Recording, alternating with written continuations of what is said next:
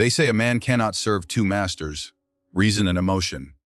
And for Seneca, the great Stoic philosophers standing in the heart of the Roman world, that truth was not just a personal motto but a worldview, a warning. To him, reason was the divine spark in man, the one force capable of keeping chaos at bay. Emotion, on the other hand, was the creeping storm, the subtle rot that corrupted integrity from within. The ancient Stoics believed virtue could only be achieved through the absolute control of the passions. And so, when Seneca looked at human nature through that cold, crystalline lens of logic, he judged harshly anything, or anyone, who seemed to move more by feeling than by reason. Now picture the world Seneca lived in. Power was brutal, philosophy was survival. And in that brutal world, women were often cast not just as citizens or lovers or mothers, but as symbols of everything society feared losing control of: desire, temptation, emotional chaos. Seneca did not invent these associations, but he certainly echoed them. To him, female nature, or rather the version of it filtered through Roman ideals, was an embodiment of unchecked emotion. Capricious, unstable, dangerously persuasive, his writings betray this view not always directly, but through metaphor and character. He spoke often of how the wise man must not be ruled by his feelings, must not surrender to lust, grief, or rage. And when he gave examples of what this surrender looked like, they were often clothed in female form. Passion in a woman's body, seduction in a woman's voice, downfall in a woman's touch. This wasn't merely misogyny for the sake of it. No, this was a philosophical construct, a warning system. Women represented the internal threat every man carried within himself, the threat of losing self-command. And that's the dark truth. Seneca's suspicion of female nature wasn't always about women themselves. It was about the parts of humanity that resisted reason, and because Roman society deemed women more emotional, more impulsive, they became the living metaphors of that resistance. His female archetypes were not born of observation, but of ideology, and so a woman's tears were no longer just grief, they were a crack in the Stoic's armor. Her laughter, possibly mockery, possibly madness. Her beauty, a test, a snare, a weapon draped in perfume and silk. It's important to understand that Seneca wasn't writing in a vacuum. His world didn't allow him to see women as equals in the pursuit of wisdom. They weren't permitted to study philosophy freely, nor given political voice, nor allowed to exercise power without consequence. So when he generalized, when he philosophized, he was speaking from a culture already steeped in gender hierarchy. He didn't challenge it, he reinforced it. To him, the chaos of emotion had a face, and it was feminine. This is where the darkness deepens, because when you believe that one half of the human race is closer to nature, closer to impulse, closer to danger, then your society doesn't educate them. It cages them, and it justifies that cage with the illusion of protection. The Stoic man chains the feminine not because he hates it, he says, but because he must protect virtue. In that logic, oppression becomes moral. Control becomes necessary. But think deeper. Who is truly afraid here? Is it the woman, or the man staring into his own reflection, terrified of what he might become if he lets go of his discipline for even a moment? If we strip away the Roman toga and look past the layers of ancient rhetoric, what we see is a man trying to fight his own emotional vulnerabilities by projecting them onto another. He warns his students to avoid certain women, but what he's truly warning them about is their own weakness in the face of passion, of longing, of loss. This is why Seneca's truth feels dark. Not because it exposes women, but because it reveals just how much fear hides behind the Stoic facade of control, a fear of being undone, of falling, of becoming the very thing the Stoic was trained to conquer. So when Seneca warns us about female nature, maybe we ought to listen, but not in the way he intended. We should hear not a call to mistrust women, but a mirror held up to the part of ourselves that still recoils from vulnerability, that still treats feeling as failure, that still mistakes control for strength. That is the tragedy in his wisdom and the truth he couldn't see. If you want to understand how Seneca truly saw women, or more precisely, how he used the image of woman to speak to the soul, you don't look first at his letters or essays. You look at his tragedies. You listen to the voices of his female characters, not as individuals, but as instruments, symbols. Warnings wrapped in flesh and poetry. Because when Seneca wrote for the stage, he wasn't just entertaining the Roman elite. He was crafting moral parables with blood and fire, giving voice to the very passions his philosophy warned against. Take Medea, not the gentle mother, not the misunderstood exile, but the storm of vengeance that Seneca conjures into being. She burns with a rage so pure it scorches, reason out of every man who dares to understand her. She isn't portrayed as a tragic figure seeking justice. No, she is the embodiment of unrestrained fury. Her femininity is fused with destruction. She says, "I am Medea." In that declaration, Seneca doesn't just present a character. He presents a principle that when passion takes the form of a woman, it becomes unstoppable, unholy, and utterly consuming. Or look at Phaedra, tortured by illicit desire for her stepson. Her confession is not a cry for help. It is a descent into madness dressed in confession. Her passion is portrayed as both unnatural and inevitable. And in her suffering, Seneca doesn't extend compassion. He extends a cold kind of clarity. This is what happens when desire is allowed to breathe. When it isn't crushed by reason. When it wears a woman's voice and seeps into a man's house. In both women, what you see is not humanity, but metaphor. Seneca wasn't trying to explore the complexities of the female experience. He was staging philosophical warnings. Every woman in his tragedies is a lesson about excess, about loss of control, about the terrifying beauty of emotion when it escapes its container. He doesn't just dramatize their feelings, he weaponizes them. And the lesson, always, is the same: beware the force you cannot master. Now, of course, one could argue that these are just characters, ancient myths reborn in Roman robes. But Seneca chose these stories for a reason. He chose these women for a reason. He didn't write a tragedy about a wise woman or a loyal wife who stood firm in the face of moral decay. No, he wrote women as storms. He made them the stage on which internal collapse could be played out.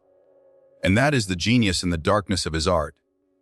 He takes the interior chaos that Stoics feared most, passion, grief, lust, vengeance, and he gives it skin, breath, and a name, a feminine name.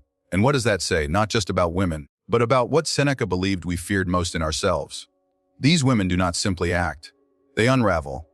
And in their unraveling, they bring kingdoms down. That's not coincidence. That's design. Because for Seneca, the real drama was always internal. He didn't write tragedies to entertain. He wrote them to illustrate a soul at war with itself. But instead of describing that war with abstract language, he turned it into bodies, into characters. And because Roman culture already viewed women as closer to nature, more vulnerable to passion, more unstable, they became the perfect vessels for his moral theater. There's a terrible beauty in it. A man like Seneca, obsessed with discipline, with virtue, with self-mastery, creates women on stage who defy all of it. And yet they are not free. Their freedom is destruction. Their expression is collapse. The more they feel, the more they fall. And through their fall, the Stoic audience feels justified in fearing what lies within their own chests. And that's where the danger lies. Not in the women, but in the message. Because when passion is only ever portrayed as feminine, and when femininity is always bound to chaos, then a society learns to see women not as human, but as symbols of threat. It teaches men to fear the feminine, not only in others, but within themselves. It makes emotion itself a kind of sin. A woman's scream becomes a warning. Her silence, a trap. Her tears, manipulation. Her love, a curse. These weren't just plays. These were philosophical maps of the soul, but they were drawn with a sharp bias, with the belief that anything not ruled by reason was dangerous, and that the most visible form of that danger was female. That is what Seneca's tragedies reveal. Not the truth about women, but the truth about a man at war with his own instincts, projecting that war outward onto the figures most convenient, most dramatic, and most feared. Because in the end, Seneca's stage was not about women at all. It was about what happens when a man sees feeling not as a companion to wisdom, but as its enemy, and decides to cast that enemy in a woman's form. Seneca lived in a world that was obsessed with control. Not just the kind enforced by soldiers or laws, but the kind that creeps into culture, into language, into the soul. Rome was an empire built on conquest, and its philosophy reflected that. It taught that to be a man of virtue, you must conquer the self just as Rome conquered lands. Through discipline, through domination, through order. And in that world, anything that could not be easily ordered became suspect, especially women. Seneca didn't invent that suspicion, but he inherited it willingly. The Roman moralists, those who shaped the ethics of their time, often spoke of women in the same breath as temptation, indulgence, and decay. Female sexuality, in particular, was portrayed not as something natural or sacred, but as something dangerous, something to be controlled. The body of a woman became a metaphor for the instability of the world, a thing that could lure, mislead, and unmake the virtue of even the strongest men. And Seneca, philosopher though he was, absorbed this view. In his essays and letters, he sometimes praises women, yes. He speaks of maternal love, of certain historical figures who showed strength, but always with a cautionary tone as if to say, this is the exception, not the rule. There is a kind of distrust just under the surface. Not loud, not angry, but there, subtle, cold. The assumption that female nature was morally weaker, less able to resist emotion, less able to ascend to reason. This was the Roman way. Control women, not simply to keep them safe, but to keep men safe from them. Marriage, modesty, silence. These were not values for the sake of harmony. They were tools, moral tools. And what did they build? A society where women were not shaped by virtue, but confined by suspicion. The ideal woman in Roman eyes, and by extension, in Seneca's view, was one who kept her place, who did not disrupt the order of things, who did not speak too loudly or feel too deeply. But it runs deeper than that. Seneca believed the soul could be corrupted by attachment to things outside of reason: wealth, fame, luxury. But among these, it was often the influence of women that was most emphasized as a corrupting force. Not because of what women did, but because of what they represented. They were symbols of the body, of longing, of domestic entanglement. A man who spent too much time in the arms of a woman was, in Seneca's eyes, at risk of softening his spirit, of losing his edge. So what happens in a society that links virtue with hardness, with distance, with detachment, and links vice with softness, warmth, intimacy? It divides the world into two camps: the rational and the emotional, the master and the temptation, the man and the woman. And when that division becomes moralized, oppression doesn't look like cruelty anymore. It looks like wisdom, like self-defense. Seneca could write lines about the beauty of temperance, of self-restraint, and the crowd would applaud. But those same lines, when applied to women, became chains. Women were not invited into the philosophical struggle. They were framed as the battlefield itself, the enemy terrain, something to be navigated or avoided, not understood. And yet the irony is almost painful, because in private letters, Seneca wrote of his own inner turmoil, of how difficult it was to stay true to his ideals. He struggled with grief, with fear, with envy. He was not the statue he wished to be. He was human.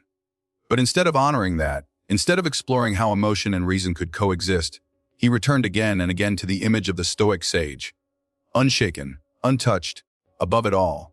And in doing so, he turned away from the parts of himself that felt too much. And those parts had a name, a shape. They were projected outward, and often they were feminine. So, when Seneca and his peers warned against the influence of women, it wasn't just about women. It was about everything they couldn't control within themselves. Women became the scapegoat for their own fear of softness, of connection, of surrender. They built a moral system that punished the feminine, not because it was evil, but because it reminded them of their own vulnerability. That is the legacy of Roman moralism, a system that taught men to fear what makes them whole. A philosophy that, in its pursuit of strength, silenced the very voices that might have taught it balance. Who can sense this conflict in how Seneca describes passion? He treats it like fire. Beautiful, powerful, but also wild and dangerous. And in nearly every metaphor, that fire takes on a feminine voice. It is as if he is wrestling not just with abstract emotion, but with something more intimating. A recognition that what he dismisses might also be what he secretly needs. Not in the sensual sense, but in the human sense. Because without passion, without emotion, without the feminine, philosophy becomes brittle. Virtue becomes hollow. Wisdom turns to stone. Seneca feared that softness would unravel discipline, but he did not ask if perhaps discipline without softness was its own form of decay. He viewed the feminine not as a partner to the masculine, but as its opposite, its adversary. And in doing so, he missed the opportunity to see the deeper truth, that the soul, like nature itself, seeks balance. Fire needs water. Light needs shadow. Order needs chaos to remain alive. The tragedy of Seneca's misunderstanding is not just what it did to his view of women. It's what it did to his philosophy. He sought holiness through division. He tried to silence the parts of the self that tremble, that love, that break open. And so he never truly arrived at unity. His stoicism was disciplined, yes, but it was also fractured, incomplete. And this incompleteness echoed through history. Generations of thinkers absorbed this imbalance. They copied his suspicion of the feminine. They repeated his warnings without questioning the source. And so, the distortion spread, not because it was true, but because it was convenient. Because it allowed men to feel strong while avoiding the parts of themselves that felt most fragile. But if a philosophy asks you to fear a part of life that is national, embodied, then it is not wisdom. It is defense. It is armor forged in misunderstanding. And any armor that never comes off will eventually become a prison. Seneca wanted to free the soul from suffering. But in mistrusting what he couldn't control, he locked himself away from the very part of life that might have made him whole. There's a certain irony in Seneca's legacy. He spent his life writing about virtue, about wisdom, about mastering the passions. He told men how to live, how to rise above their emotions, how to shape the soul into something clean and unshakable.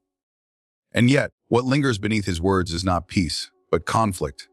A quiet war.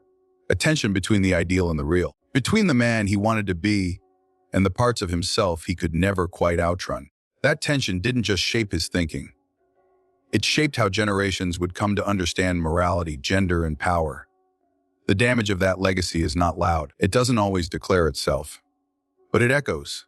It echoes in the way society has taught men to seek control above connection, logic above empathy. It echoes in how women have been measured not by who they are, but by how well they conform to roles designed by someone else's discomfort. Seneca didn't invent this. He inherited it. But he sharpened it into something philosophical, something noble, something justifiable. And that's the most dangerous kind of distortion. The kind that hides behind virtue. When you examine his work closely, you begin to see the shape of that distortion, not in what he says outright, but in what he refuses to question. In how he frames the feminine as a test, a danger, a shadow creeping at the edges of the Stoic ideal. Again and again, women are used to illustrate the perils of passion, the instability of desire, the moral weakness of indulgence. They are not whole people. They are symbols of disruption, symbols of what the disciplined man must overcome. But when something must be overcome, it cannot be honored. It cannot be listened to. And that's the crux of the problem. Seneca's failure to integrate the feminine, both in the world and himself, left a fracture not just in his own philosophy, but in the very way we think about what it means to be balanced, to be complete. He spoke endlessly of harmony, of reason, of alignment between thought and action. But how can there be harmony if one half of human nature is reduced to a threat?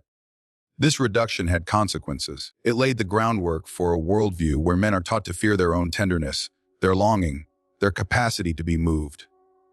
And it taught women, consciously or not, that their natural expression, emotional, intuitive, embodied, was something suspicious, something lesser, something that needed to be kept in check. The damage isn't just psychological, it's moral, it's philosophical, it's spiritual. The Stoics prized freedom.